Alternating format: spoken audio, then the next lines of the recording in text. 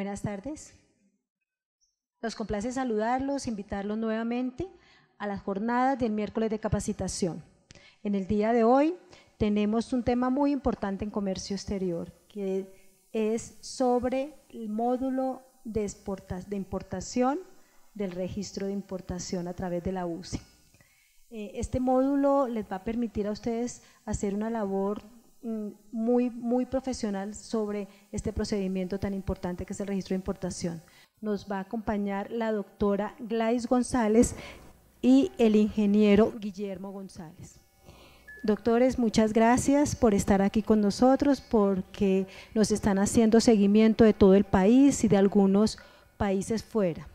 Entonces, los invitamos a todos ustedes quienes nos han venido siguiendo a compartir estas capacitaciones.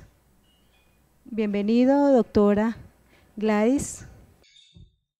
Muy buenas tardes para todos los que nos siguen por internet y las personas que están aquí presentes. En el día de hoy vamos a tratar el tema de la ventanilla única de comercio exterior, módulo de importaciones, y directamente vamos a ver el trámite del registro de importación. Vamos a hacer primero una pequeña introducción del tema. Vamos a tener un marco institucional, unos conceptos básicos, unos pasos, los vistos buenos y los regímenes de importación. Muchos de esta información de pronto ya la mayoría la conoce, pero la traemos a colación con el fin de unificar algunos criterios,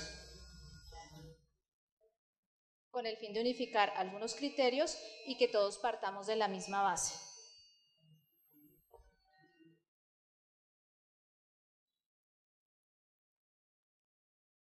En el marco institucional vemos varias entidades que trabajan de la mano en el tema del comercio internacional, no solamente a nivel nacional, sino también a nivel internacional. Una de esas entidades es la Organización Mundial del Comercio, a la cual Colombia pertenece, y nosotros nos regimos por los acuerdos allí previamente firmados.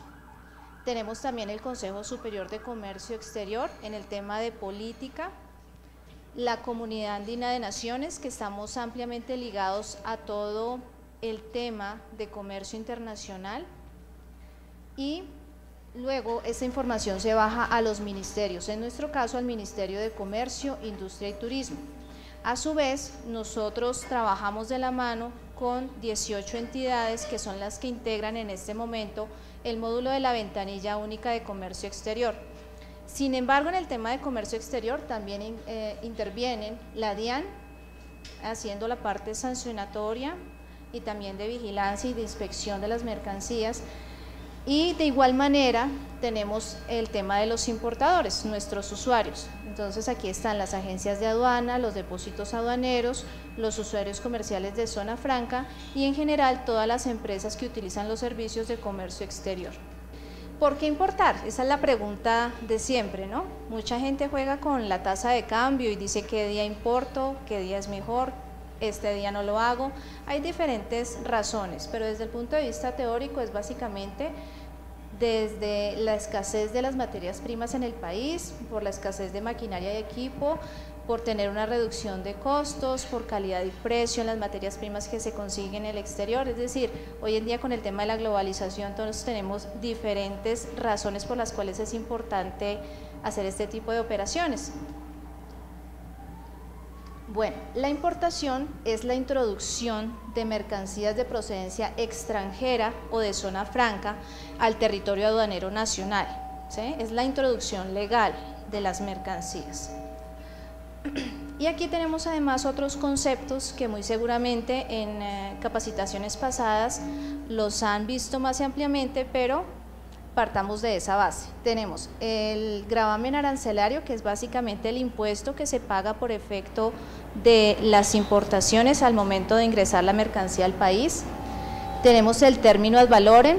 Recordemos que en el tema de los aranceles Colombia maneja únicamente el arancel ad valorem, ¿sí? Es decir, el que se calcula sobre el valor de la mercancía y se expresa como un porcentaje. Tenemos también el tema de la subpartida arancelaria. Este es un elemento muy importante, el arancel de aduanas. y la clasificación arancelaria. De ahí, digamos, lo que nace toda la información en comercio exterior en Colombia. Entonces, por eso es importante que cuando nosotros pensemos en importar un producto, lo primero que tengamos claro es esa clasificación arancelaria. Este cuadrito que ustedes ven ahí es un recorderis.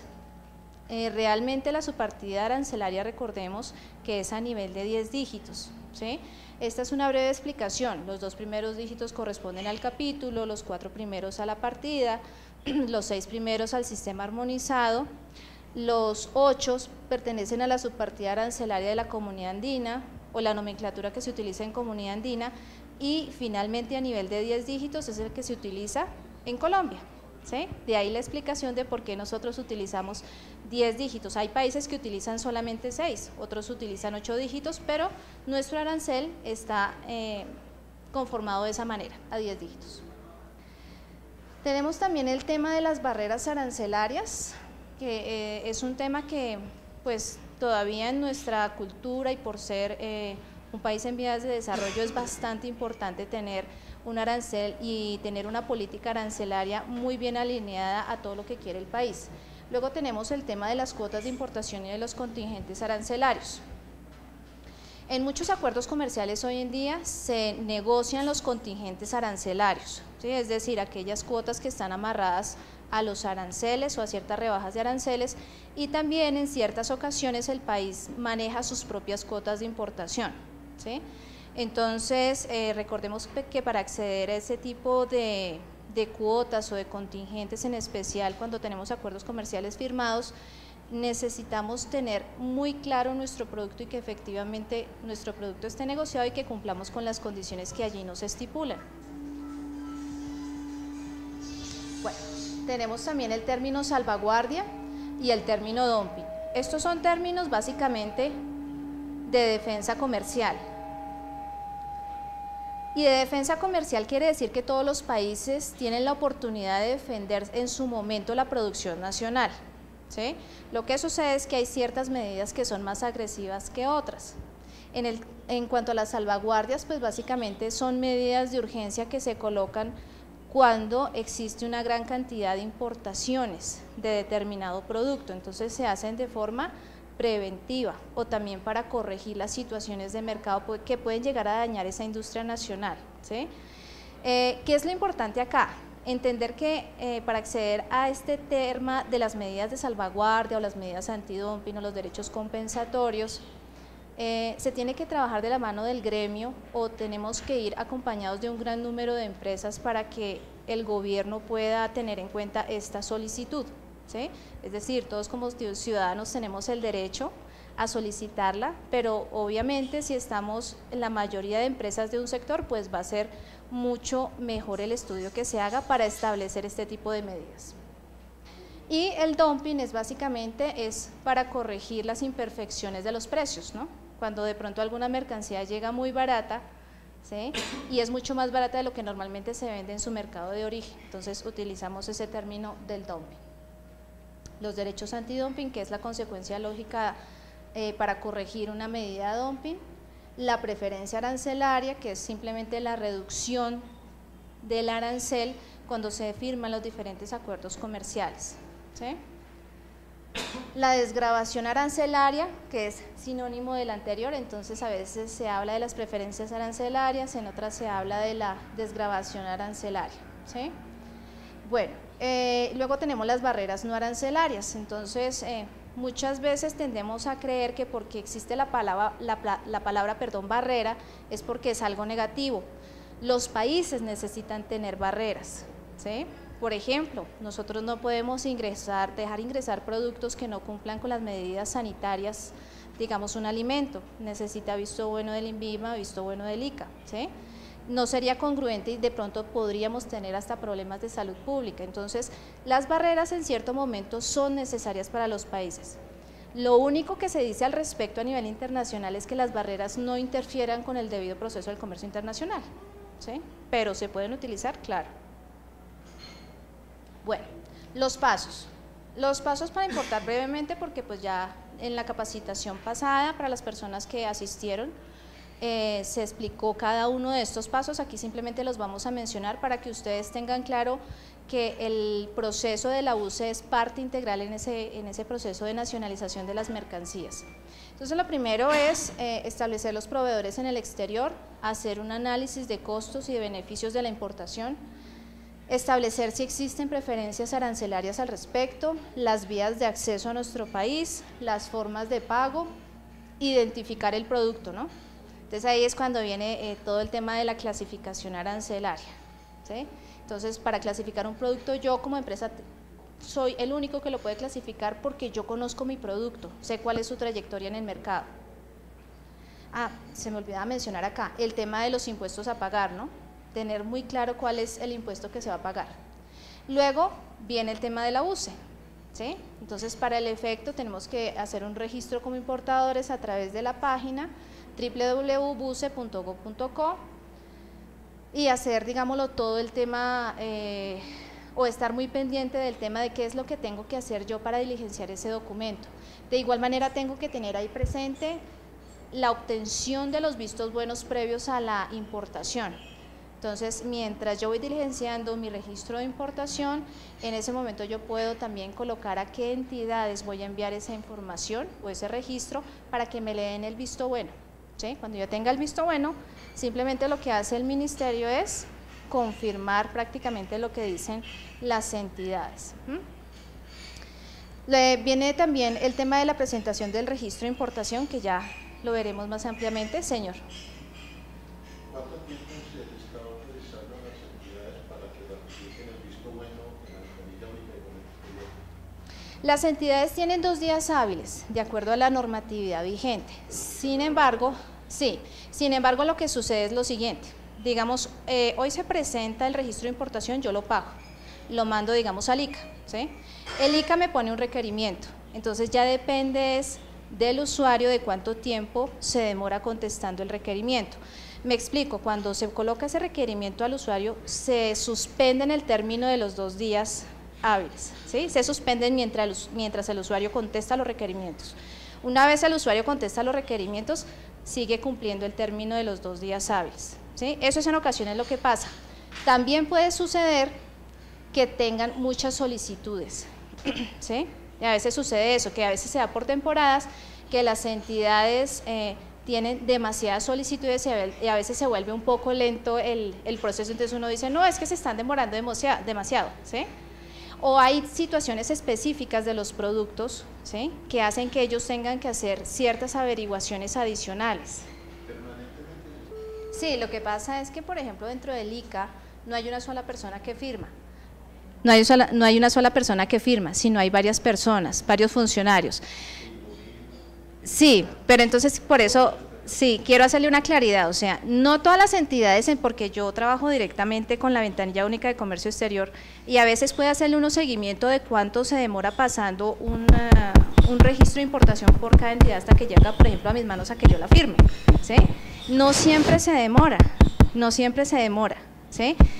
Por eso le digo, vuelvo y repito, puede ser las condiciones específicas del producto o a veces se presentan también represamientos. Uno, ¿sí?, porque, y lo más probable es que hayan fallas en el sistema de la UCE, que eso puede suceder, ¿sí?, con las entidades, ¿sí? Pero vuelvo y repito, eso no siempre se da. Y las demoras, por ejemplo, a veces pueden ser de 1 día más o 2 días más, pero para eso nosotros en el ministerio tenemos un comité de gestión de la UCE, ¿sí?, en el cual mensualmente las entidades se reúnen con el director de comercio exterior y se revisan esos temas, efectivamente, para ver por qué a veces se demoran las solicitudes. Perdón, ustedes tienen un centro de operaciones en la ventanilla única de comercio exterior para que uno se pueda dirigir, porque es que hay 2 problemas. Yo estoy aprovechando esto para claro que sí, que se convierta en una vitrina del problema. Ajá. Uno, porque dentro de la parte operativa le mandan a uno los registros o las licencias a solicitar visto bueno sin requerirlo, porque está específico qué partidas arancelarias requieren visto bueno. Entonces yo, por ejemplo, tengo casos en que me mandan una licencia que he tramitado con el ICA y me mandan al Ministerio de Medio Ambiente. ¿Pero qué producto? Productos médicos veterinarios que no requieren visto bueno de Y tengo unos ítems que requieren visto bueno de licencia ambiental, que esos ya los tenemos muy específicos, entonces al importador lo ponen a perder tiempo. Sí, lo que sucede es que si usted se da cuenta en la circular 50, los productos, la idea es que estén enlazados con una subpartida arancelaria. En el caso del INVIMA sucede que en el tema de las licencias ambientales no está por subpartida arancelaria. No, ICA, y del ICA me manda, yo registro con visto bueno del ICA y fuera de eso me la rebotan al ambiental desde el Ministerio de Comercio Exterior. Sí, precisamente por eso. Porque es que como no hay una claridad en las subpartidas, entonces a nosotros nos queda muy difícil determinar, simplemente mirando documentalmente el producto, si requiere o no ese visto bueno. Pero no es en todos los productos, ¿sí? Hay uno, por ejemplo, en el caso, que yo recuerdo en el caso de la ivermectina, que eso específicamente lo ha pedido el Minambiente o el ANLA, ¿sí? Que lo mandemos para ellos determinar allá si requiere o no ese visto bueno, o sea, hay unos factores, digámoslo, unos factores de riesgo, pero lo que sí es claro es que como no existe una subpartida arancelaria enlazada en ese tema, entonces a nosotros como revisores nos queda bastante complicado determinar si un producto determinado requiere o no el medio ambiente con simplemente mirar. Es complicado porque nosotros allá, todos somos profesionales en comercio, ¿sí? Pero nosotros allá no manejamos la parte química. Por eso un poquito la complicación. Sin embargo, nosotros estamos trabajando en el tema con el Ministerio del Medio Ambiente para mejorar eso y para que eso realmente sí sea por subpartida y que sea transparente para el usuario y para nosotros, ¿sí? Ahí estamos mejorando, realmente sí, y se está trabajando en ese tema. Gracias. Sí. Bueno. Listo, entonces aquí tenemos el pago de la importación, determinar si es por carta de crédito, transferencia bancaria, cheque, cobranza, letra de cambio. Hacer la contratación del transporte dependiendo del tipo de transporte que se necesite, realizar la nacionalización de la mercancía y el pago de los tributos aduaneros, ¿sí? Dependiendo de las condiciones específicas de la mercancía, realizar el trámite aduanero. Entonces ustedes saben que en el proceso de nacionalización, pues una parte importante es el registro de importación, obviamente siempre y cuando la mercancía a importar requiera el permiso, visto bueno, autorización previo a su importación, ¿no? Y ya en el trámite meramente aduanero, entonces se presentan 3 tipos de inspección, que es la inspección física, la inspección documental y la inspección automática, ¿sí? Bueno, luego tenemos aquí los requisitos de las diferentes entidades, pues aquí no están todas las entidades, pero sí están las que más usualmente se utilizan, por llamarlo de alguna manera. Entonces tenemos Ministerio de Transporte, que emite la tarjeta de inscripción y la ficha de homologación para qué productos, para los taxis, los vehículos especiales, las camionetas pick-up, los tractocamiones y los buses de servicio público. El Ministerio de Medio Ambiente, que es la Autoridad Nacional de Licencias Ambientales, que era el tema que estábamos tratando con el señor. Ellos emiten por un lado los certificados de protección a la capa de ozono, por ejemplo las sustancias que se utilizan en la fabricación de las neveras, las sustancias refrigerantes, ¿sí? Los acondicionadores de aire, también emiten los certificados de emisión por prueba dinámica, que es para los vehículos, incluidas las motocicletas, ¿sí? Tenemos también para el comercio internacional de especies amenazadas de fauna y flora, que es el convenio CITES y no CITES, para aquellas especies de fauna y flora que representan o que tienen algún peligro potencial de que vaya a haber una extinción. Bueno, el INVIMA. Entonces el INVIMA expide los registros sanitarios sobre los productos terminados y los vistos buenos sobre aquellas materias primas, ¿no? Entonces tenemos, ¿para qué se les pide? A los productos de consumo humano, a los productos de aseo, higiene y limpieza de uso doméstico o a las materias primas, los medicamentos, las bebidas alcohólicas, los cosméticos y los productos naturales. La Superintendencia de Industria y Comercio, que básicamente su idea en temas de comercio internacional específicamente hablando, es vigilar la aplicación de los reglamentos técnicos de calidad. Recordemos que cuando hablamos de reglamento técnico, es una norma de carácter obligatoria, ¿sí? Entonces, obligatoriamente cuando voy a importar uno de estos productos tengo que cumplir con los reglamentos técnicos. Las pilas eléctricas, las vajillas de cerámica y los artículos de vidrio, las llantas para los vehículos, los cinturones de seguridad, los vidrios de seguridad, el calzado, las prendas de vestir, la juguetería, las cocinas a gas, artículos eléctricos, ollas a presión y sus partes, los refrigeradores y congeladores para uso doméstico y los calentadores de agua de paso a gas. ¿Sí? Entonces básicamente es cumplir con esa serie de especificaciones que normalmente también tienen que cumplir cuando existe producción nacional estos mismos productos.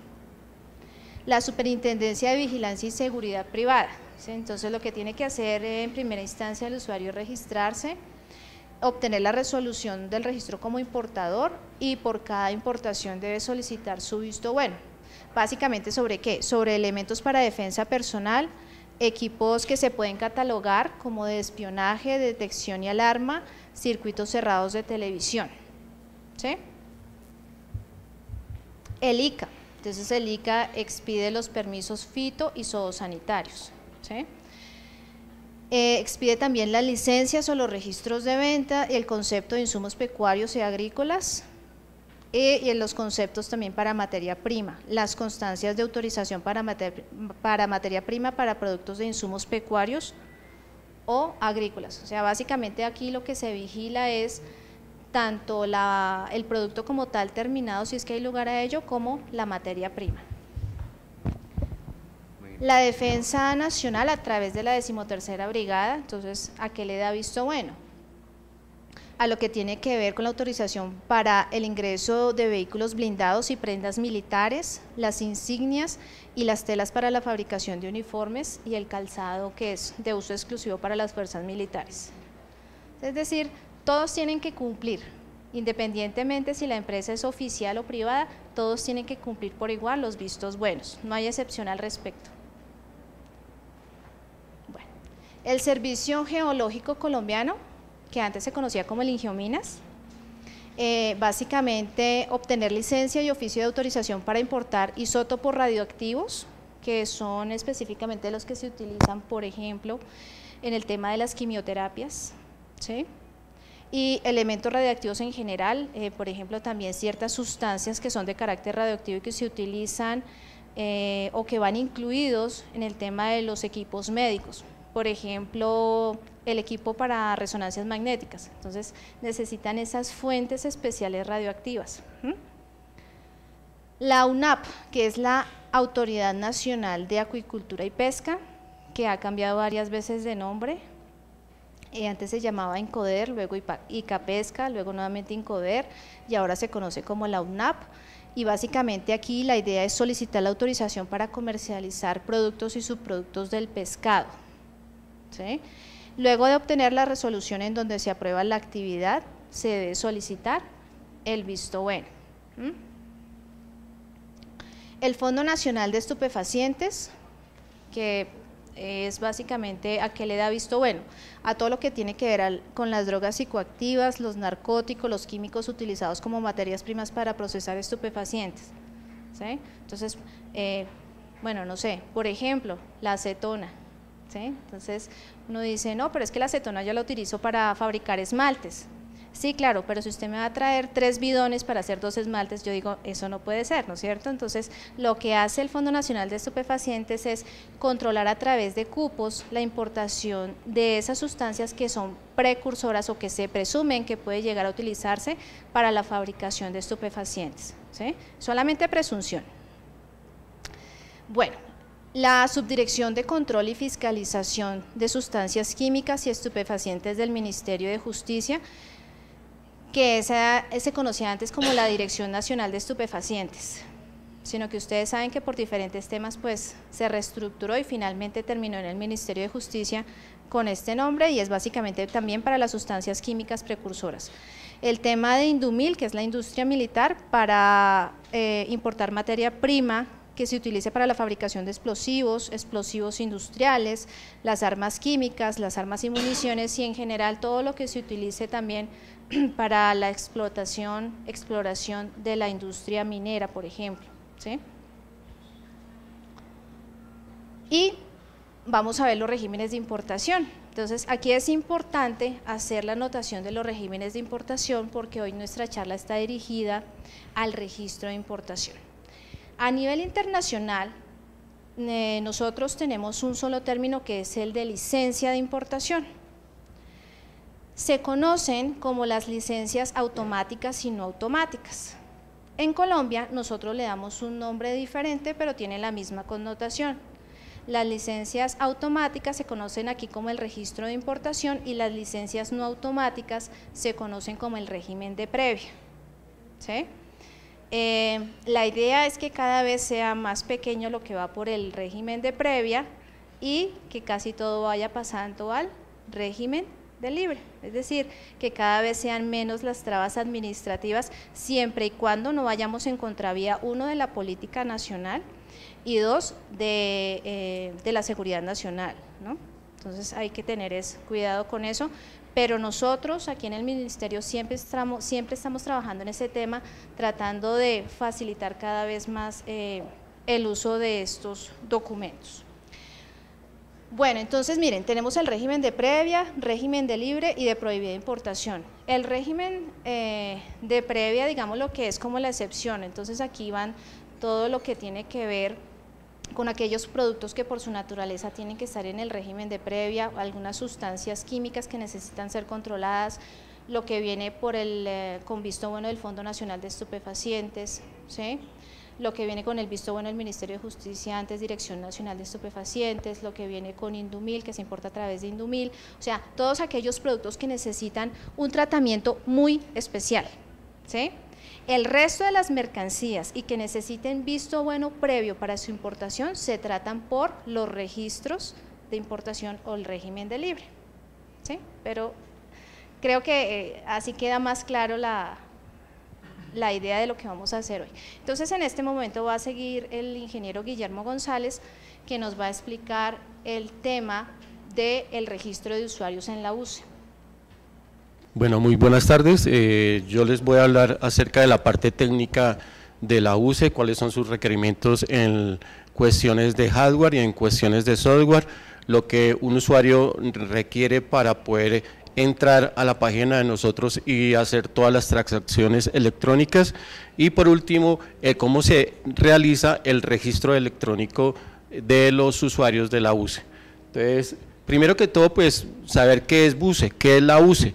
La UCE es una herramienta informática que le permite a los usuarios obtener los permisos, autorizaciones y vistos buenos que dan las entidades que Gladys ya les explicaba por cada una cuáles son los artículos que tienen que darse esos vistos buenos en cada una de la entidad para luego ser emitido por estas entidades y las personas realizar sus operaciones de importaciones o exportaciones.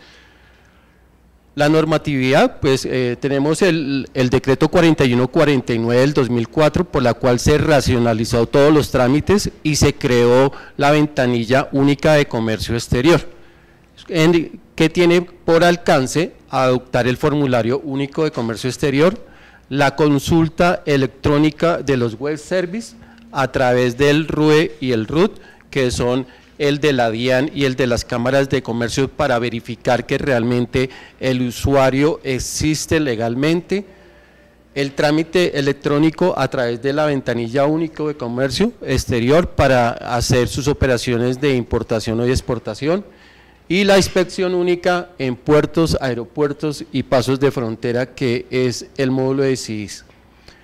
La Ley de Comercio Exterior, la 527 del 18 de agosto del 99, también la circular 038 y la 57 del junio de 2005, que hablan acerca de la aplicación del decreto 4149 del 2004, acerca de la ventanilla única de comercio exterior BUCE.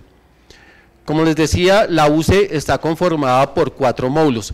A pesar que ustedes los ven sobre la misma plataforma, los módulos son actualmente independientes, no están integrados los 4. Por lo tanto, ustedes se encontrarán y muchos dirán, pero yo tengo que firmar en el módulo de importaciones y también me toca hacer otro firmado en exportaciones, ¿sí? O me toca hacer un pago por el módulo de importaciones y también hacer otro pago por el módulo de exportaciones, y eso es lo que actualmente está operando. Pues el ministerio viene estudiando y actualizando y va a sacar próximamente una herramienta que es BPM, en la cual ya van a estar integrados los 4 sistemas. No van a estar independientes, entonces por lo tanto habrá un solo firmado, un solo pago, un solo soporte para todo. Eso es lo que ya el ministerio en la parte informática está trabajando. También encontramos entonces en este módulo, el módulo de importaciones, pues que le permite tramitar las licencias previas, los registros de importación, que están sujetos a las autorizaciones, permisos y vistos buenos de cada una de las entidades.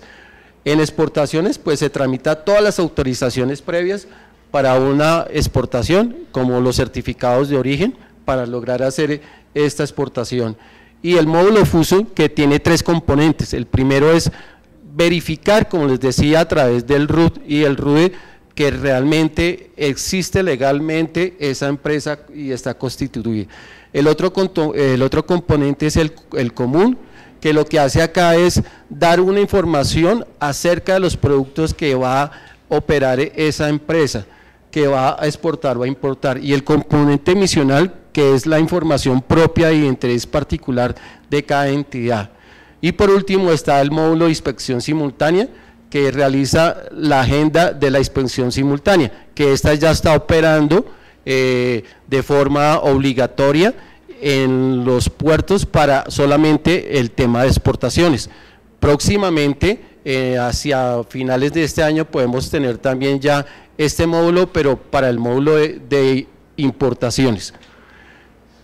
A continuación ustedes encontrarán un esquema como trabaja la UCE. Entonces acá tenemos las empresas, que son empresas usuarias de la UCE, los cuales ya deben de tener pues un canal de conexión para poder ingresar a internet, y la constitución de esas empresas que se hace, se consulta a través de la DIAN y la Cámara de Comercio para ver si están constituidas legalmente. Al mismo tiempo, las empresas están solicitando con sus bancos la autorización de unas claves para poder realizar los pagos de sus registros o licencias de importación. Entonces, las empresas se encargan de tramitar con sus bancos para que sea debitado de sus cuentas estos pagos y sean electrónicamente. Y ya una vez que la empresa ya esté lista para su operación, pues ya entrará al link www.buce.gov.co y comenzarán a elaborar ya sus registros o licencias con los determinados vistos buenos de las 18 entidades que tienen actualmente y que están operando en la UCE para obtener su visto bueno y así ya tener su licencia o registro de importación aprobado. En cuanto a qué requisitos se requiere para poder operar ante la UCE, lo primero es que la empresa tiene que adquirir un certificado digital. Actualmente el ministerio tiene ya avaladas 3 empresas que son Certicámara, Andes y la última que es Andes, Sociedad Certificadora Digital. Estas son las 3 empresas que están ya avaladas, que pueden estar comercializando las firmas digitales. Una vez ya adquirida la firma, pues las personas tienen que hacer este registro de este certificado digital ante la BUCE para que quede registrado todos los datos de la empresa y además el serial de ese certificado, para que en el momento de la firma se valide toda la información y sea dado su permiso para poder seguir. Entonces, cuando ya se registra toda esta información, el RUT, la razón social, el nombre del representante, dirección, teléfono, fax, dirección, correo electrónico, ya toda esta información está registrada, pues ya él ya tiene también sus claves de los bancos para poder entrar a hacer ya el trámite electrónico de pago y de erradicación de su documento ante la UCE. En cuanto a requisitos de hardware y software que deben de tener los usuarios presentes para poder operar, en la parte de hardware, pues lo más sencillo, tener un equipo que no se requiere que sea lo más sofisticado ahorita en el mercado, sino una máquina que sea Pentium 4, mínimo de 1 giga de memoria y un puerto USB. Y ustedes dirán, ¿por qué necesito al menos un puerto USB? Porque ahí se requiere colocar el certificado digital para que sea leído. Muchas de estas 3 empresas que están avaladas, hay momentos en que pueden no emitirle un medio físico, sino a través de un medio de software, una firma a través de software que nosotros los de sistema denominamos un P12, el cual se instala en el equipo como si fuera también un medio físico. En la parte de software se requiere pues tener un sistema operativo mínimo que sea XP o Windows 7 que trabaje a 32 o 64 bits. Y el Internet Explorer actualmente opera desde el 6, 7, 8 y 9, ¿sí? Y la firma que se ha adquirido a estas 3 entidades. Y lo que les hablaba, un acceso a Internet con su cuenta de correo electrónico donde le van a identificar en el momento cuando se registra o en el momento en que realiza un trámite, si fue aprobado, si tiene que haber algún requerimiento, o si tiene un pago pendiente. Por ese medio es que le van a comunicar a los usuarios en qué necesita. En la empresa tenemos Windows XP, por lo que ha sido una plataforma muy estable, pero hemos recibido unas actualizaciones de parte de Microsoft en que dice que a partir del mes de abril de 2014 se acaba el servicio de XP, de actualizaciones y demás, o sea, ese XP va a entrar en desuso. Mi pregunta es, los funcionarios que están administrando la UCE, ¿qué evolución van a tener? Porque a la hora de la verdad pues vamos a quedar ya prácticamente sin XP. Claro que utilizamos XP por lo estable y pues, hubo otras etapas como fue el Windows Vista y más que por los cuales ustedes no migraron por lo inestable que fueron esos procedimientos. Entonces, ¿cuándo van a migrar o cuándo van a evolucionar del XP? Pues actualmente nosotros, como dice el señor, pues estamos con estos sistemas operativos. Lo que está diciendo es correcto, de que ya Microsoft comienza a no dar soporte sobre ciertos productos o plataformas.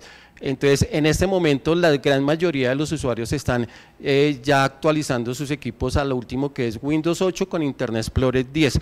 Pero nosotros en este momento ya estamos haciendo las pruebas y ya se han hecho y tenemos un inconveniente sobre el Internet Explorer 10 porque no captura la información que viene dentro del formato, la pone en blanco. Entonces estamos mirando qué solución le vamos a dar a esto y estamos en una conversación con Microsoft a ver qué se puede hacer mediante este tema de la parte que maneja los formatos con la información.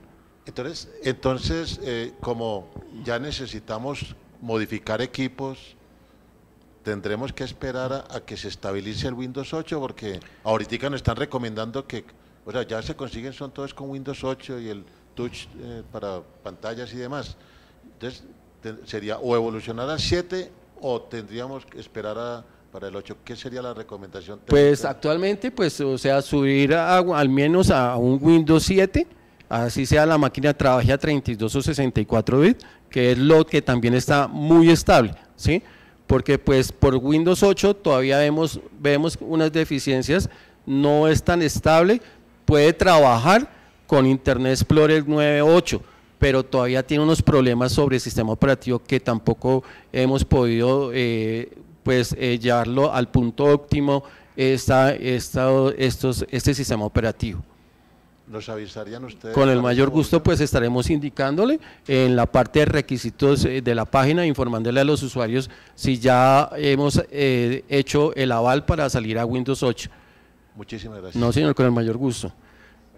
En cuanto a los requerimientos en la parte de software, que es el siguiente punto, pues toca ver lo que, como decía el señor, qué software se requiere para configurar XP o qué software se requiere para configurar Windows 7, sea 32 o 64 bits.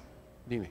Guillermo, disculpa, es que hay una persona en el chat que hace una pregunta y dice, si voy a hacer una importación mayor a $1.000 y requiero de licencia, ¿debo adquirir el aplicativo BUSE? Yo quisiera esperar un momentico para que ella se vea dos cosas, porque hay dos formas de poder operar la UCE. Uno es a través de internet, que es de la nube, y otro es a través del aplicativo, que es un gateway de la UCE, que tiene adicionalmente otro costo. Entonces quiero avanzar un poquito hasta cuando lleguemos ya al gateway, que ya voy a llegar, para que ya quede, la pregunta le quede clara. Entonces lo que le digo es que para Windows X se instala el framework 2 SP2, el WS, que son los servicios de web, 2.0 SP2, que es Service Pack 2, el XML 4.0, el módulo PKI, que es para la parte de firmado, y en Windows versión 7, sea 32 o 64 bits, se instala el framework 4 Client Profile, el WS 3.0, el XML 4.0 y el módulo de firma PKI. Adicionalmente, como hace la señora la pregunta a través del chat, uno puede hacer el acceso a la UCE de dos formas. La primera es, si una persona va a realizar un registro pequeño, lo puede hacer a través de la nube, pero esto le da una limitación, que solamente puede hacer 7 subpartidas con 5 ítems, en total está dando solamente 35 ítems en total, ¿sí?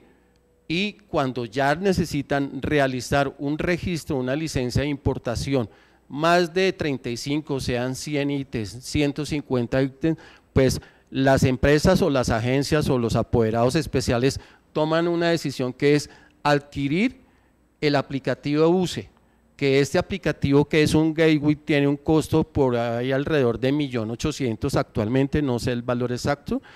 Por lo tanto, por este aplicativo puede hacer un registro o una licencia de hartos ítems, ¿sí? Mientras que a través de la nube es muy limitado. Entonces, por eso hay que saber qué es lo que yo voy a escoger para poder trabajar.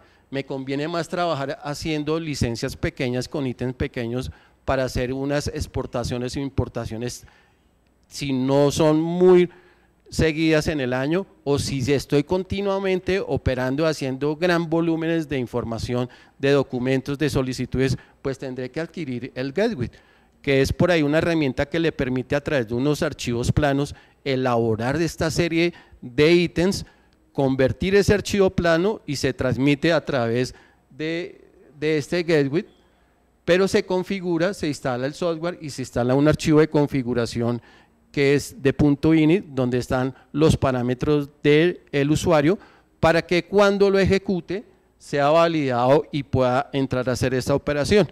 Entonces, pienso que si la señora creo que le haya contestado su pregunta. Por otra parte, una persona cuando ya ha hecho su estudio, como dijo Gladys, ya vio cuáles son todos los pasos que requiere, también tiene que tener en cuenta estos pasos en la parte técnica. Y otro punto adicional acá es la adquisición de un certificado digital, que también tiene un costo adicional. Este costo pues depende de cada una de las empresas que están avaladas. Por una parte Certicámara, GSE y Andes SCD. Entonces, en cada uno de estos links de las empresas, uno encuentra los drivers del certificado para los diversos sistemas operativos y los certificados, los ERT y los ERL, que también se instalan en el equipo para que la firma trabaje normalmente sin ningún problema. Acá en Certicámara uno entra a un botón que dice centro de descargas y acá ya le aparece toda esta información que les estoy diciendo. En GSE uno va por aplicaciones, por servicios, un icono, y encuentra ahí en aplicaciones los drivers y los certificados, y en Andes sucede idénticamente lo mismo, uno ingresa y encuentra los certificados y los drivers para el certificado. Otro punto adicional que los usuarios tienen que tener presente es la configuración del Internet Explorer. Como les decía, opera con el 6, 7, 8 o 9 actualmente. Para la configuración del Internet Explorer en versiones 6, 8 y 9, uno tiene que configurar la intranet local y los sitios de confianza, activando todos los controles y complementos de ActiveX, absolutamente todos. Y adicionalmente, habilitando una opción que se llama tener acceso a origen de datos entre dominios, para poder uno tomar los datos del servidor y todo. Y una vez configurado ya la parte de internet, en la página de mincit.gov.co también hay un icono que es de normatividad. Ahí podrán encontrar ustedes los decretos, circulares, resoluciones, todo lo referente a la UCE. Y ahí encontrarán en la circular, y ahí está por años, entrarán al año 2011 y verán ustedes si podrán encontrar la circular externa 018. En el botón o en el icono que dice normatividad. MINCIT, que es MIN, de Ministerio, Comercio, C de Comercio, I de Industria y T de Turismo, .gov.co. Ahí encontrará un de normatividad y dentro de esas resoluciones, decretos y circulares. Espérame, sí señor, permíteme. Ingeniero, qué pena que haga tantas preguntas, pero para eso estamos. Con el mayor gusto. ¿Por qué fue tan drástica la actitud del ministerio? Porque nos acostumbramos a la expresión mincomercio.gov.co, pero si yo voy en este momento y digo Mincomercio, no lo reconoce, ni siquiera en Google lo encuentra. Tenemos que utilizar el MINCIT como lo están llamando ustedes ahora. ¿Por qué no hay un mecanismo donde el que todavía esté enrolado con la palabra Mincomercio sigan y pique para que llegue nuevamente a lo que ustedes tienen ahora? Creo porque que ustedes el corte radical. No sé, o sea, creo que la parte también que maneja esta parte de los links de los dominios también dieron un tiempo para que en el momento en que dijeran Mincomercio siguiera y lo enlazara a MINCIT, ¿sí? Creo que a partir del lunes de esta semana ya entró en operación solamente MINCIT, se dio un tiempo. Exacto, entonces se dio un tiempo para que los usuarios comenzaran a aprenderse el nuevo dominio y ya se hizo el cambio ya de una a partir del lunes de esta semana. Eso ya fue por una directiva presidencial, como ustedes se pueden ver, cambiaron los portales, los colores para cada ministerio, entonces eso ya es por una decisión, ¿sí? Gracias. Ya teniendo todo esto claro, ya sabiendo cuáles son sus entidades a que tienen que ir al permiso, cómo es la parte de comercio, de puertos, de vistos buenos, ya teniendo todo, ya la firma digital ya adquirida y todo, pues el usuario ya entra a nuestro link www.buce.gov.co y le aparece una barra de herramientas y aquí dice sobre Buce. Cuando dan un clic sobre Buce, aparece una subcarpeta que dice registro de usuarios Buce. Entonces aquí le va a aparecer unas opciones que voy a hablar acerca de dos de ellas, que es cuando un usuario es nuevo y ha adquirido su firma y hasta ahora se va a registrar ante la página de la Buce. Entonces al dar un clic sobre ese, le va a aparecer acá 4 opciones. La primera habla acerca de usuarios nuevos con firma digital. Una vez que la persona da un clic sobre este icono, le aparecerá esta ventana, la cual, si ustedes se dan cuenta, estas casillas se encuentran en blanco y el sistema le saca una ventana informativa donde le está diciendo que por favor coloque su token o su certificado original en el puerto de USB. Una vez que la persona lo haya colocado y dé clic sobre aceptar, inmediatamente le mostrará el almacén de certificados y acá le aparecerá su certificado, Javier o Pedro Pérez, le aparecerá su nombre, ustedes lo seleccionarán y darán a aceptar. Inmediatamente, este es el caso de un token de Certicámara, él le pedirá cuál es la clave de su certificado digital. La persona ingresará acá sus 4 dígitos y una vez ingresado le dice que el certificado se ha recuperado correctamente y le mostrará la información correspondiente a todos los campos. En esta hay campos que son modificables y campos no modificables. Entonces, una vez de aceptar, la persona tiene para completar una información, que es lo referente a un teléfono, a un correo alterno fuera del que él dio en el momento de hacer la solicitud, a una contraseña de 8 caracteres entre caracteres alfabéticos y numéricos y repetir esa contraseña. Y por último, el usuario escoge en esta parte cuál es el módulo que va a operar, si es el módulo de importaciones, si es el módulo de exportaciones o si es producción nacional.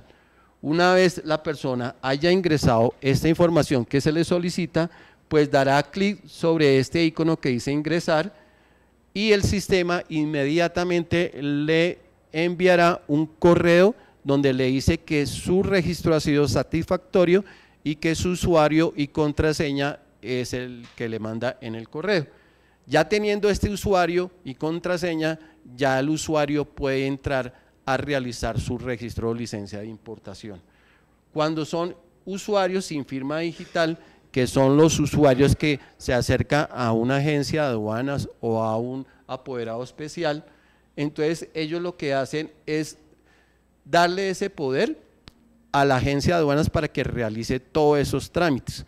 Entonces, por lo tanto, no tienen certificado, sino lo tienen son la agencia o los apoderados especiales, los cuales tendrán que ingresar por el módulo de importaciones para ingresar con su usuario y contraseña que ellos ya tienen, hacer la creación de este nuevo cliente que van a registrar con el fin de poderle tramitar su licencia o registro de importación.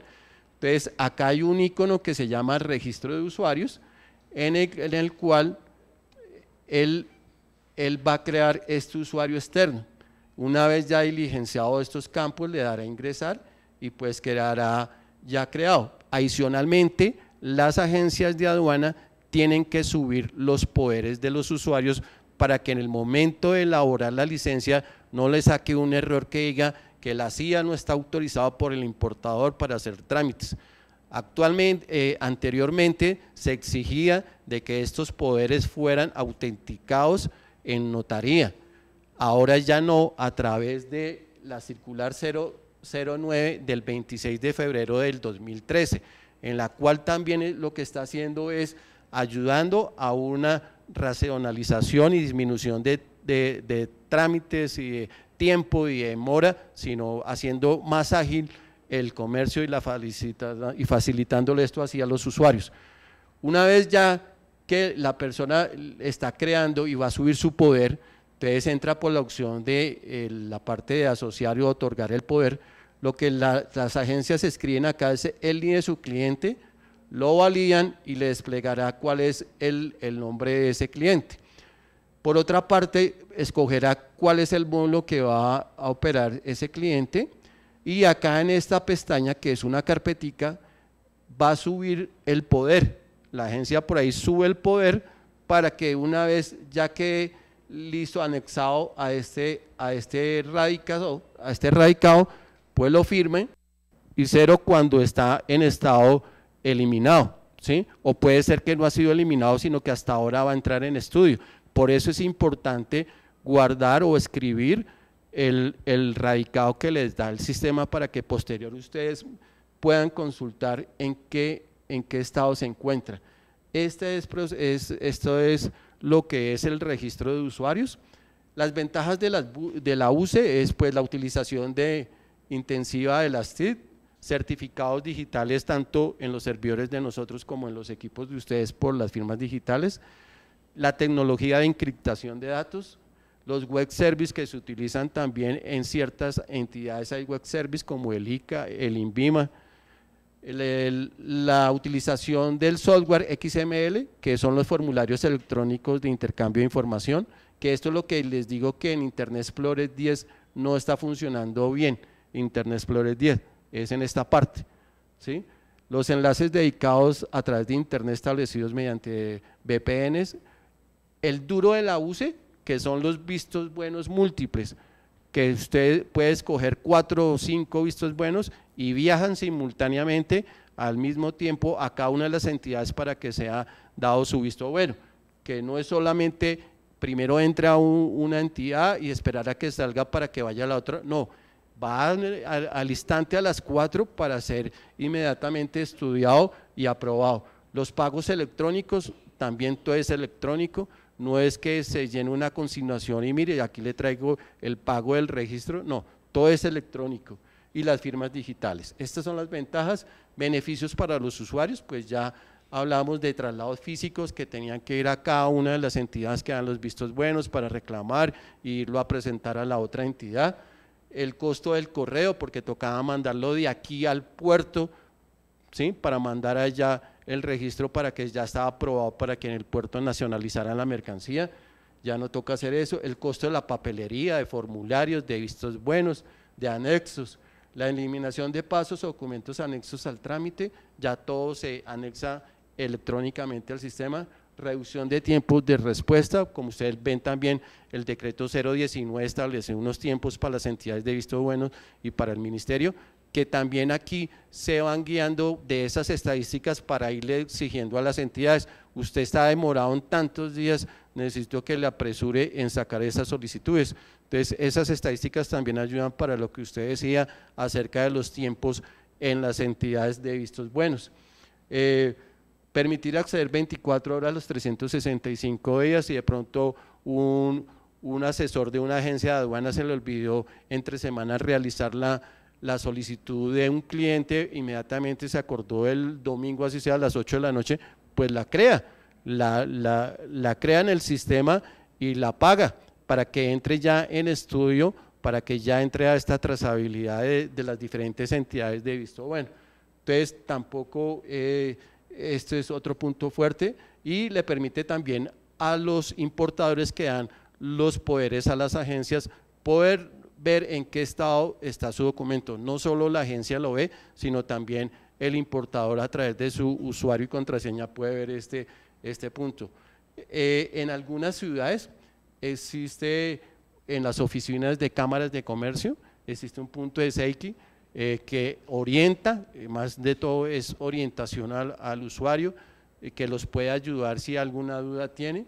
El enlace de nosotros, que además acá hay una pestaña que se llama ayuda y sobre ayuda hay una pestaña que dice importaciones y ahí encontrará todas las guías, todos los manuales, todo el software que requiere, la forma cómo se configura, los pagos, cómo se hacen los pagos ante las entidades y cómo es la configuración de cada uno de los ítems para la UCE. Estos son los teléfonos en Bogotá, el 018-1136-66 o el conmutador de nosotros, del ministerio, el 606-7676, extensión asterisco o la extensión 2300 que es el call center o cualquier otra duda que requieren con el mayor gusto, pues mi extensión es la 1273 y mi correo es ggonzalezm. A ese también pueden escribir y con el mayor gusto pues les estaré solucionando alguna inquietud que ustedes requieran. Sí, señor. G. González M, ambas con Z. En la parte técnica, o sea, en cuestiones de firma, en cuestiones de configuración de la máquina, en cuestión de pronto de pagos, porque a veces sucede que ha sido debitado un valor mayor de un pago, entonces también a través de eso pues yo soy el que lo verifico y les concedo el reintegro o se los niego dependiendo de lo que pase en el estudio. Sí, señor. Cuando yo presento un registro, una licencia, porque ahora todas son nombre de licencia, automáticamente después de haber firmado y pagado, aparece asignado, ya sea para consideración directamente de el Ministerio de Comercio Exterior o de cada una de las entidades de visto bueno.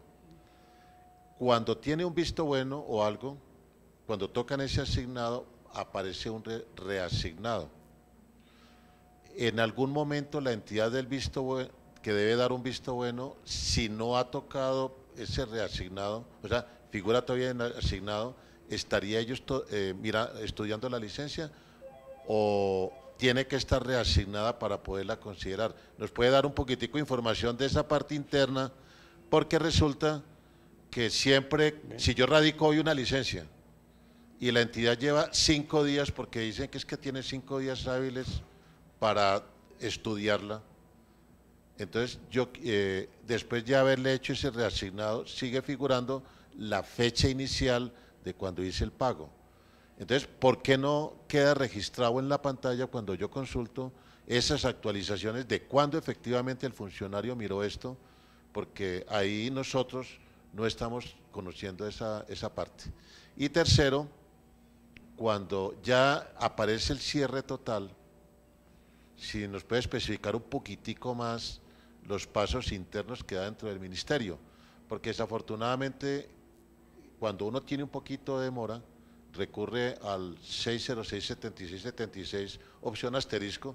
Yo tengo ahí una persona que me opera todo el sistema, pero yo soy el que ya en última instancia entro a intervenir, y en realidad, excúseme la expresión, pero es inútil el servicio que prestan las personas en el punto asterisco. Yo creo que más le pido yo a la Virgen del Carmen o a la Madre Laura que me ayude para que salga rápido y no de esperar la gestión que pudiera ser esa persona de la opción asterisco, porque la llamada es perdida. Sí, sí, bueno, lo primero es recomendarle que siempre es bueno que pues si alguna vez tiene algún percance, alguna demora, sería bueno que se comunicara con el jefe del grupo del cual va el visto bueno. No, por eso, pero ya está, ya en el grupo de Libre ya está la doctora Deliamparo Muñoz. A través de ella usted ya se puede comunicar y puede ir información acerca de su solicitud porque está en demora, y ella mirará a través del flujo de toda la trazabilidad del documento en qué estado, en qué entidad se encuentra y si ya han emitido el concepto o el visto bueno.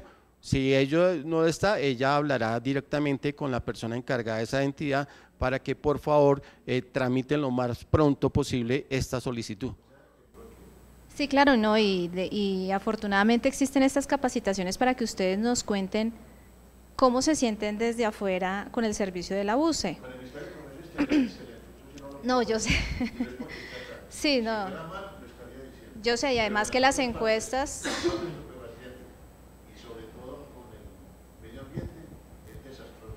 Sí, lo que sucede es que la idea del call center y por qué existe el call center es precisamente, era para descongestionar un poco la línea del coordinador del grupo de registro de importación. El coordinador no solamente está pendiente de los trámites como tal, ¿sí? Es decir, él no se está todo el día físicamente sentado en la oficina para responderle a todos. Y precisamente surgió por eso, porque mucha gente se quejaba y decía, no, pero es que el doctor Aguirre no me atiende, llevo llamando toda la mañana y no me atiende, tenemos una línea de llamada en espera, pero es insuficiente porque es un servicio que estamos prestando en una sola ciudad a nivel nacional. Entonces, por eso fue que en su momento se creó el call center. Obviamente existen falencias, ¿sí? Pero la idea básica del call center es que cuando la persona quiere saber en qué estado está su trámite, el call center se lo dice. Si tienen alguna otra pregunta sobre su trámite, o sea, por ejemplo, la trazabilidad, yo quiero saber por qué la entidad se me está demorando 5 días, ¿sí? Si la norma me dice que son solamente 2 días que usted se puede demorar. En esos casos le pueden escribir por correo electrónico a la doctora Deliamparo Muñoz. El correo de ella es claro que sí.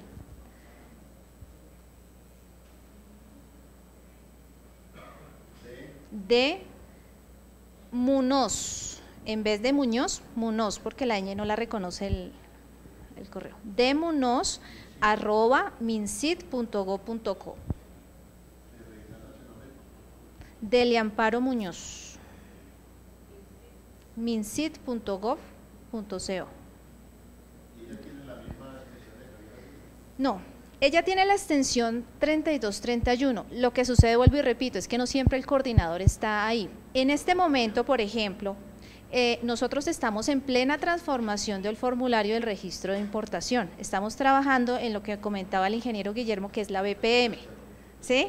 Entonces estamos precisamente, en el caso, por ejemplo, de los tiempos, del conteo de los tiempos, que no es muy claro, ni para ustedes ni para nosotros como funcionarios en el ministerio, porque nunca sabemos exactamente cuánto fue que se demoró en una entidad y por qué lo reasignaron y por qué no, o sea, todo eso se va a solventar ahí, ¿sí? Por ejemplo, un caso concreto, yo tengo una dificultad, llamo al departamento, ahí al asterisco, y me dicen, su licencia está reasignada. Yo le digo, sí niña, está reasignada porque yo la estoy viendo aquí en la…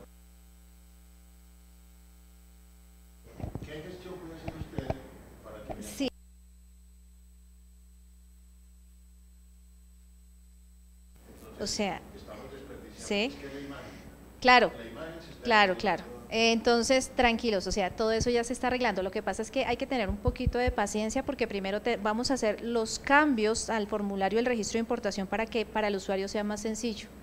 Por ejemplo, una cosa que normalmente por la que se devuelve mucho es que la gente no coloca bien el texto de la subpartida según arancel. Entonces el usuario dice, pero es que yo lo coloco bien, yo entiendo que lo coloco bien. Entonces uno como funcionario dice, señor, le falta tal cosa. Entonces es una pelea casada. Entonces ahora lo que va a suceder, por ejemplo, es que el usuario va a colocar su subpartida arancelaria y el sistema le va a traer la información. O sea, ya se termina ahí la pelea.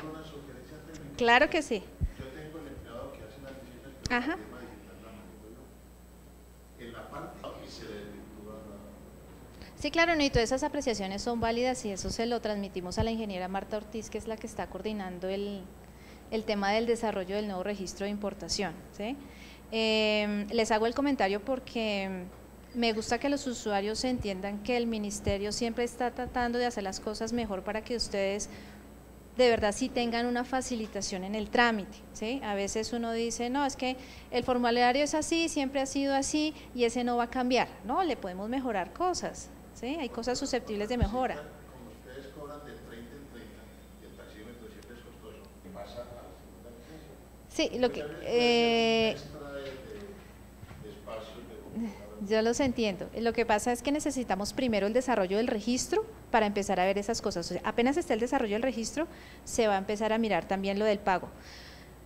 En un momento el ministerio tuvo la intención de ni siquiera cobrarlo, lo que pasa es que ustedes saben que también hay muchas normas que están detrás, la parte tributaria, entonces nosotros no podemos jugar solos a que digamos, no, no les cobro por facilitar el comercio, ¿sí? Entonces aquí el ministerio hizo toda la gestión, pero no se pudo, o sea, hay que hacer un cobro, pero hay que determinar efectivamente cómo se va a hacer el cobro, ¿sí? Porque lo que se ha visto es que cuando se cobra por los caracteres la gente se queja mucho por lo que usted me está diciendo. Se le da un espacio de más, entonces ya automáticamente tiene que volver a pagar 1.800. Bueno, tranquilo que, o sea, todo eso ya se acaba, o sea, el registro de importación está montado en una plataforma que ya no se va a utilizar, sino va a ser otra plataforma, ¿sí? Esa plataforma fue buena en su momento, es buena, digamos lo que es ágil, es entendible para los usuarios, pero para nosotros funciona como una imagen, ¿sí? Como una imagen. Entonces suceden esas cosas cuando uno va a imprimir. Entonces lo que se está haciendo y lo que se está construyendo ahorita es corregir todos esos inconvenientes. Entonces para nosotros es importante que los usuarios también nos cuenten este tipo de cosas y se las pueden contar a la doctora Delia Amparo en el correo, ¿sí? Porque es el momento preciso, porque estamos en pleno desarrollo de lo que la gente también necesita. O sea, nosotros hablábamos de lo que el usuario, o por ejemplo, de las fallas más comunes. Bueno, entonces, ¿cómo hacemos para que el usuario no se equivoque tanto? ¿Sí? ¿Cómo le colaboramos al usuario? Pero también es importante que el usuario nos diga a nosotros, ¿sí? Como retroalimentación, ¿sí? ¿Cómo quiere que sea ese documento? ¿Sí? O qué le interesa, o definitivamente usted me puede decir, mire, es que tal casilla esa nunca se usa, y yo veo que en tantos años que experiencia que yo llevo jamás la he utilizado. Eso también es válido para nosotros. Pero pues quisiera saber si dentro de esto va a cambiar algo de fondo o algo, ¿no? En el proceso de estudio y en hacer toda la trazabilidad, y va a haber un momento en que ustedes ya hacen el pago y ahí ya les asignarán, pero desde que haga el radicado ya entró en estudio, ¿sí? Eso son una de las cosas pues que por eso les digo, va a salir totalmente diferente y mucho más amigable y más eficiente este sistema. No sé, ¿alguien tiene otra pregunta? Con el mayor gusto. Pues exactamente no lo sé, ya pasó toda la etapa de diseño, de verificación, en este momento ya ha entrado en otra etapa que ya es como la parte de desarrollo, ¿sí? Entonces pues ya ellos ya hicieron esto también con todas las 18 entidades, fue un trabajo también que lo verificaron para ver qué pasos también podían abolir en las entidades de vistos buenos, y ya va adelante de este, pero todavía no tenemos una fecha exacta para el lanzamiento de la nueva herramienta de la UCE. Sí, sí, claro, y ahora porque va a cambiar muchísimo, y fuera eso que le va a dar al usuario la posibilidad de volver a validar y verificar todo el cuerpo de su licencia antes de que llegue al pago. Entonces va a tener muchas etapas de validación, que si usted no completó algo, el sistema no lo deja seguir, ¿sí? Entonces son cosas que le va a servir mucho al usuario final. Bueno, entonces comencemos pues rápidamente. Básicamente la idea del registro de importación, como ustedes han escuchado a las personas que frecuentemente lo utilizan, es colocar una serie de información relativa, uno, a la empresa y dos, relativa al producto. El registro de importación es una intención de importar y se dice que es una intención porque finalmente la importación queda en firme en su proceso de nacionalización o cuando termina su proceso de nacionalización. Sin embargo, el registro de importación, o más bien su importancia, radica en los vistos buenos previos, ¿sí?, que enlaza a las 18 entidades de comercio exterior. Entonces, digámoslo que el formulario se puede dividir en tres partes. La primera parte, que es el encabezado, en donde va la información general de la empresa, en donde va todo lo que es la razón social, el NID, su dirección, su teléfono, la ciudad. Ese, digamos que es como la primera parte, la introducción para nosotros saber quién está importando. La segunda parte tiene que ver con aspectos propios de la operación. Entonces hay cosas como, por ejemplo, la casilla de régimen. La casilla de régimen es muy importante que los usuarios la sepan aplicar. Yo les comentaba a ustedes en mi intervención que hay régimen de libre y hay régimen de previa. Si yo como usuario coloco régimen de previa, nunca voy a pensar que me va a llegar al régimen de libre. Son dos mundos totalmente diferentes, son dos sistemas totalmente diferentes. Si yo le coloco régimen de previa, va para el régimen de previa. Si yo le coloco régimen de libre, va para el régimen de libre, y las revisiones y los conceptos alrededor de esa licencia de importación son diferentes, ¿sí? Por eso es tan importante la aclaración en esa casilla. Otra cosa importante es la clase del importador. Cuando nosotros hablamos del régimen de libre, el importador siempre va a ser una empresa privada, ¿sí? Cuando se presentan empresas oficiales no quiere decir que ellos no importen, claro, ellos también son usuarios del comercio exterior, pero ellos utilizan su régimen de previa, ¿sí?, porque hay que hacer una verificación presupuestal y otra serie de cosas como el contrato, bueno, etcétera, etcétera. Entonces, digamos lo que eso es clave al momento de diligenciar ese registro de importación.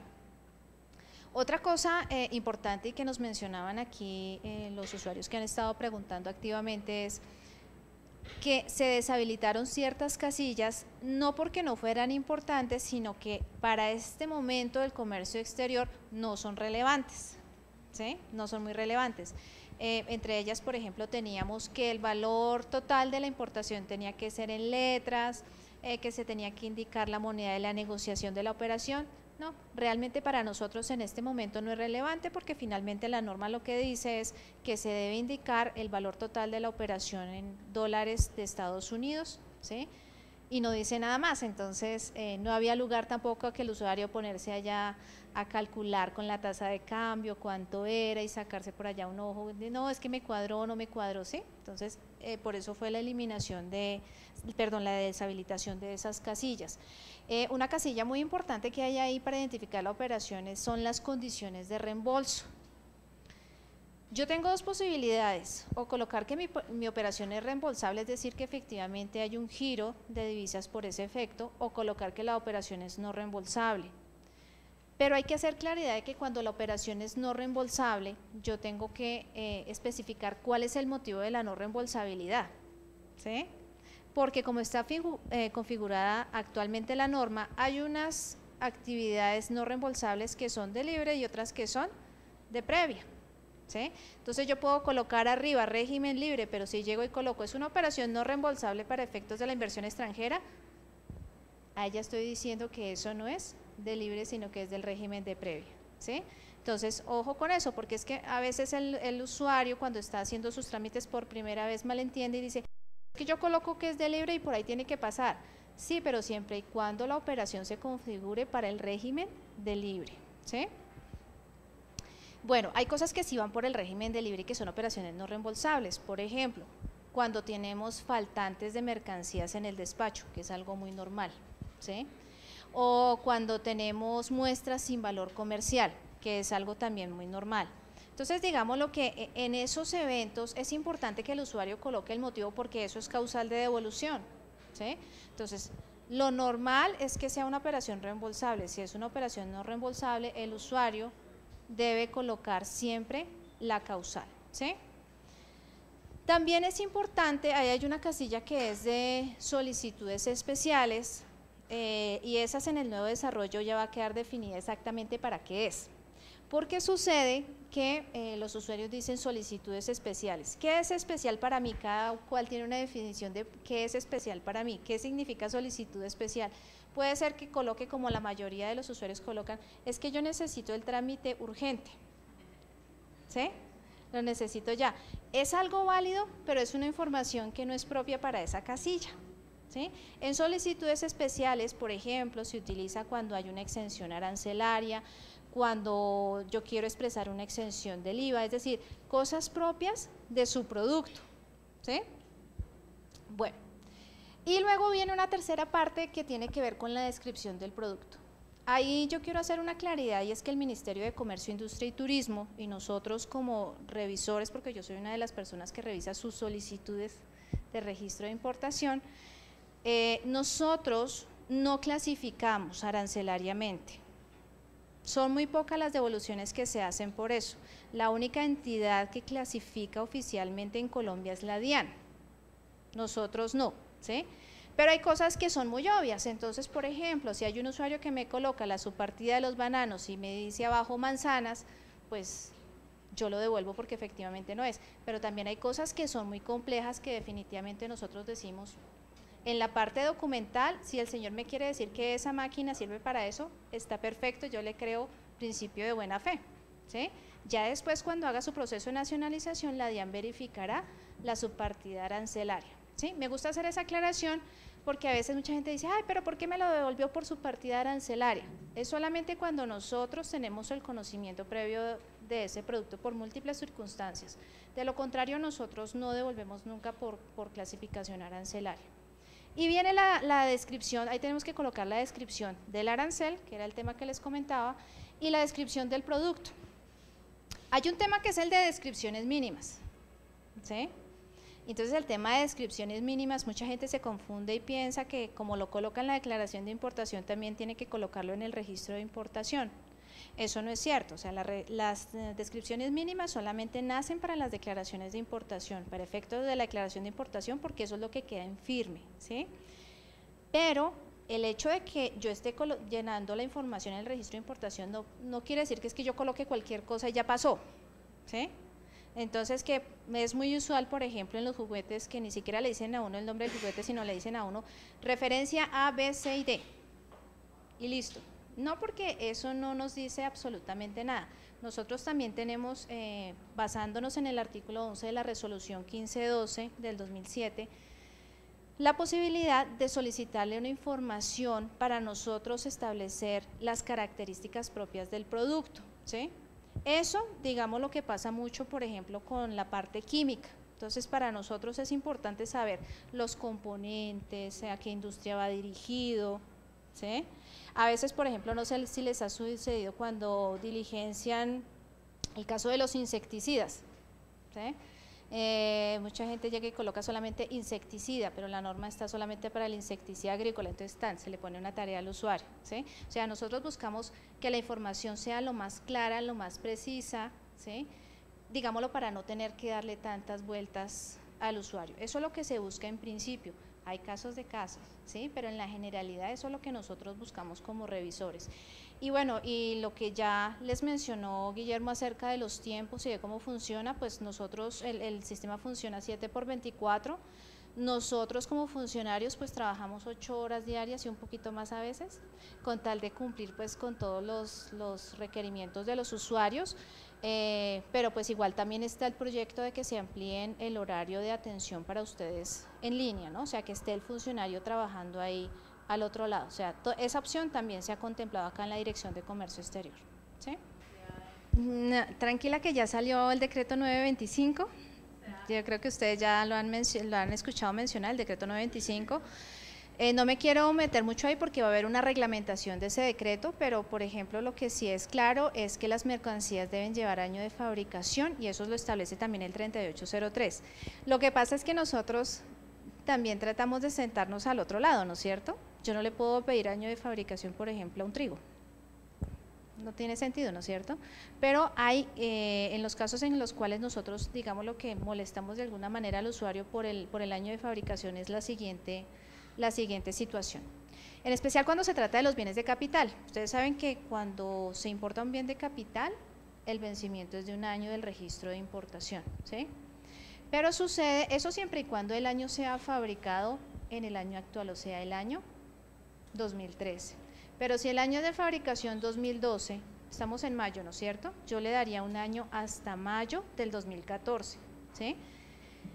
Pero si el producto es fabricado en el año 2012, si yo le doy más allá del 31 de diciembre del 2013, me estaría extralimitando, porque ahí ya se vuelve un saldo. Entonces hay que tener mucho cuidado con la configuración de qué es una mercancía nueva y qué es un saldo para efectos del comercio, ¿sí?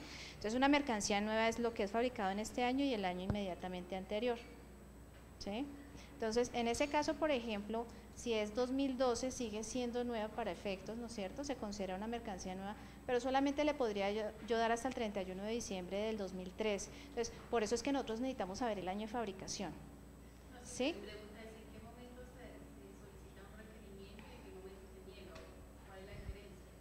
La diferencia es la siguiente, hay cosas que por requerimiento el usuario nos puede contar, por ejemplo el año de fabricación, ¿sí? Pero si por ejemplo faltan los componentes esenciales en un químico, o por ejemplo dice el químico calibradores hay muchos, pero yo necesito saber cuál es el componente, ¿no es cierto? Entonces eso da para devolución, para negar ese registro de importación. Pero las cosas que son de forma, las que uno le pregunta al usuario, esas son las que normalmente se pueden hacer por requerimiento, ¿sí? Yo sé que no está muy claro, tranquila, ¿sí? Ahorita con el nuevo registro también va a salir un formato de esos requerimientos, y esos requerimientos van a ser antes de la misma aprobación. Y no, mejor dicho, se va a bajar el porcentaje de devueltos, ¿sí? Es decir, si yo miro que efectivamente me faltan los componentes, entonces yo también lo voy a poder tratar como un requerimiento al usuario, ¿sí? Ya eso, o sea, la devolución va a ser en últimas, porque ya definitivamente no se pudo hacer nada más, pero todo se va a trabajar como un requerimiento. La novedad de la norma está en que van a aprobar parcialmente en licencia previa, porque antes nos negaban, si por algunas, y sobre todo cuando tenemos caso de cupos. Sí. Quería preguntar, ya que estabas hablando de vencimientos, yo tengo algunos productos que se tramitan con el Fondo de Estupefacientes. Tú comentaste que tú eras precursores, no, son unos productos médicos veterinarios que se utilizan para abortar en las hembras cuando se le muere el feto. Lo que pasa es que inescrupulosamente en estas clínicas que hay por aquí cerquita del ministerio, le están utilizando para abortar en uso humano. Por eso las tenemos en control ante el Fondo de Estupefacientes. Pero en algunos casos, esas licencias deben tener 6 meses, pero me las han puesto 3 meses. Claro que las solicitamos aprobación para utilizarla inmediatamente, pero me las han aprobado 3 meses cuando voy a tener 6 meses. Eso porque hay esa si es del fondo, si es del fondo, lo que pasa es que esas son vigencias especiales. Las vigencias son, pero para los precursores, pero es que este producto no es precursor. Es más, los precursores no pueden ser prorrogadas las licencias, pero tiene visto bueno el fondo, sí. Sí, lo que pasa es que hay entidades que determinan la vigencia especial. ¿No? Siempre me dan 6 meses, pero eventualmente sí, tranquilo, ya con la quien nueva lo revisa... norma, ya no hay vigencias especiales, simplemente si la entidad dice que son 3 meses, la licencia tendrá una vigencia también de 3 meses. Si el ICA dice que son 3 meses este alimento, la licencia va a tener también una vigencia específicamente de 3 meses. En el producto mío, que son productos médicos veterinarios, solamente el control, por lo que te acabo de decir, siempre ha sido de 6 meses, pero no sé qué revisores miran y algunos le ponen 3 meses. No, lo que pasa es que lo del fondo, fondo es régimen de previa, y ese es otro tema que vamos a tener una capacitación. Pero efectivamente en esas entidades lo que sucede es que ellos discrecionalmente colocan la vigencia, sea, ellos son los que dicen qué vigencia hay que colocar, ¿sí? Ahora, si solamente le ha pasado una vez, o le ha pasado desde algún tiempo. No me ha pasado una o dos veces. Puede ser también un error, ¿no? Porque es que los que estamos detrás aprobando somos seres humanos y entonces puede ser que nos equivoquemos. En ese caso, cuando usted considere que efectivamente esa no es la fecha, usted le puede escribir a la doctora Mandy Margot y le comenta, ¿sí? O puede llamar al comité de importaciones y le dice, mire, se equivocaron. Entonces allá verifican y dicen, ah, sí, no era el concepto del fondo, fuimos nosotros, listo, la reabrimos y le cambian la fecha. Perdón, se pueden reabrir, porque te iba a preguntar eso. Entonces, ¿se pueden reabrir la licencia? Yo no había hecho el reclamo porque pensé que ya era palabra muerta, pero sí se puede reabrir. O sea, cuando son cosas de forma, me hago entender, o sea, cuando son cosas de forma, y en este caso de las fechas, siempre y cuando sea un error nuestro, si la entidad dijo que eran 3 meses, son 3 meses, o sea, ahí no hay nada que hacer, ¿sí? Si el error fue nuestro, se puede reabrir y corregir. Sí, ese error de aquí. Sí, se puede reabrir y corregir. Gracias.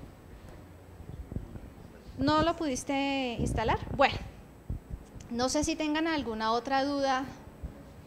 De todas maneras, quiero que les quede claro que si en el transcurso de diligenciar sus formularios, si tienen alguna otra pregunta o de pronto,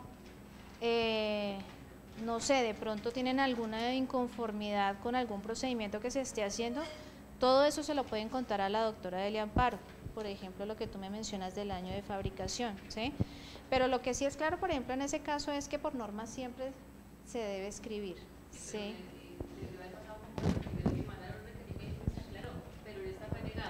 Sí, entonces, todas esas cosas con el decreto 925 ya quedan claras. Ya en el decreto 925 quedó que ya para todos los productos. Y la última pregunta, la diferencia entre asignar y reasignar. ¿En qué momento está asignado y en qué momento está reasignado? Porque pues uno lo ve igual, o sea, no cambio de entidad, no cambio asignado al INVIMA, reasignado al INVIMA. No, lo que sucede es que dentro de cada entidad hay varios funcionarios que manejan ciertos temas específicos. Entonces, por ejemplo, en Minambiente, llega a Minambiente, entonces Luz Dari lo recibe y ella mira el tema y lo reasigna a determinado funcionario para que lo estudie, pero sigue estando dentro de la misma entidad. Se lo reasigna a una persona que va a elaborar. Son roles.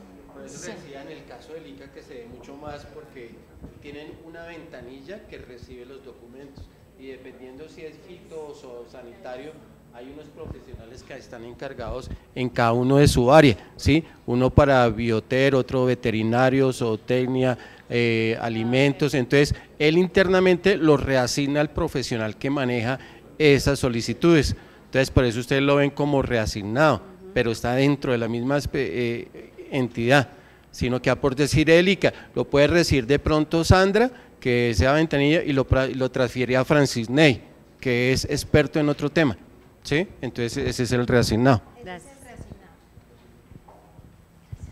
No sé si tienen alguna otra duda. De todas maneras, vuelvo y repito, cualquier duda con la doctora Delia Amparo, ¿sí? O con el ingeniero si es algún tema de sistemas.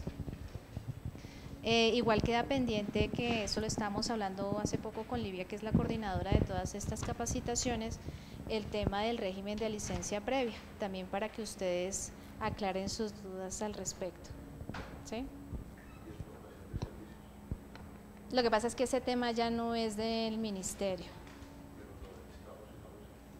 Sí, está usando la plataforma, como ustedes saben, la DIAN se llevó la parte de exportación de servicios para ellos, ¿cierto? El personal fue transferido para allá, más la función siguió operando sobre la plataforma, lo mismo de nosotros como el certificado de origen, pero ellos son los que lo estaban haciendo, utilizando nuestra propia plataforma.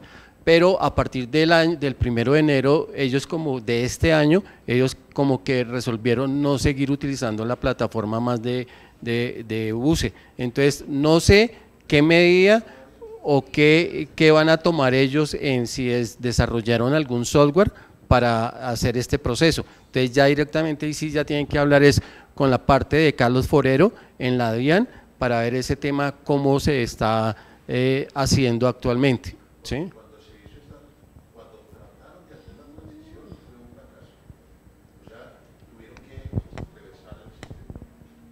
y volver a utilizar nuestra plataforma y todo. Exactamente, pero entonces a este punto, del 1 de enero para acá, no sabemos cuál fue la decisión que tomó la DIAN. Entonces, claro, siguen los usuarios utilizando la plataforma de nosotros y eso está quedando como ahí, entonces toca aclarar ese punto, ¿sí? La otra parte es, en la parte ya que vamos a hablar de previa, ¿por qué no nos cuentas un poquitico esa confusión que hay entre remanufacturado, reestructurado, que hay sacar un montón de definiciones en la nueva norma y entonces, por ejemplo, también mercancías que cuando llegan a zona franca, yo las puedo dejar indefinidamente el tiempo que sea, pero ahí leyendo esa norma ahora, me quedó una duda, si yo tengo una mercancía 2 años en zona franca, si también se me convierte en saldo, ya que zona franca es el resto del mundo y hay una tipología muy especial. Sí, lo que pasa es que en ese artículo específicamente de los saldos se va a reglamentar con una resolución para que sea más claro, ¿sí? Porque ahí está general, o sea, el decreto es general y normalmente lo que se hace es que se reglamenta con una resolución. Ese tema, sí, ese tema va a quedar más claro ahí.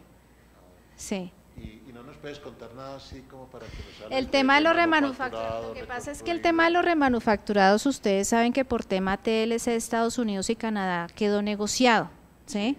Al quedar negociado en estos acuerdos, estos remanufacturados pasan por el régimen de libre, ¿sí? Nosotros realmente lo que hacemos es una revisión con respecto al registro de importación, ¿sí? Pero que es importante que en el acuerdo diferencian entre remanufacturado y usado. Entonces hemos tenido varios inconvenientes con los usuarios porque creen que es lo mismo. En cada acuerdo se definen cuáles son los productos que se consideran remanufacturados, ¿sí? Hay una pequeña cosa que se está corrigiendo en este momento porque en la casilla en donde normalmente uno coloca nueva, usado, saldo, ¿sí? Una casillita ahí en el registro. Sí. Está la opción pegada que dice usado, refurbished, remanufacturado. Entonces el usuario le marca esa y le salen esas 3 opciones, ¿no es cierto? Entonces da confusión a que el usuario coloque es remanufacturado por tal cosa y es usado por tal cosa. Entonces los 2 términos son totalmente diferentes según tratamiento del acuerdo TLC Estados Unidos y Canadá, ¿sí? Pero esas operaciones van por el régimen de libre. Hay que tener en cuenta que nosotros, o sea, le podemos hacer ciertos requerimientos, pero la DIAN es en últimas quien define, mirando la mercancía, si cumple las 3 o 4 condiciones que están establecidas en los acuerdos para que se llame remanufacturada. Es decir, nosotros hacemos la aprobación de la intención, de su intención de importar un remanufacturado, pero es únicamente la DIAN que le define a usted si efectivamente es o no un remanufacturado para gozar de ese acuerdo. Perfecto. ¿Sí? Gracias. Bueno, estimados ciudadanos, muchas gracias por seguirnos, muchas gracias por la presencia de las personas que están aquí en la sede central del Ministerio de Comercio, Industria y Turismo. Quiero invitarlos a ustedes a que nos digan qué tipo de capacitaciones requieren, así como el señor que nos presenta que exportación de servicios a través del chat, a través del correo electrónico que se encuentra publicado en la página web del Ministerio, por atención al ciudadano pueden hacernos sus requerimientos.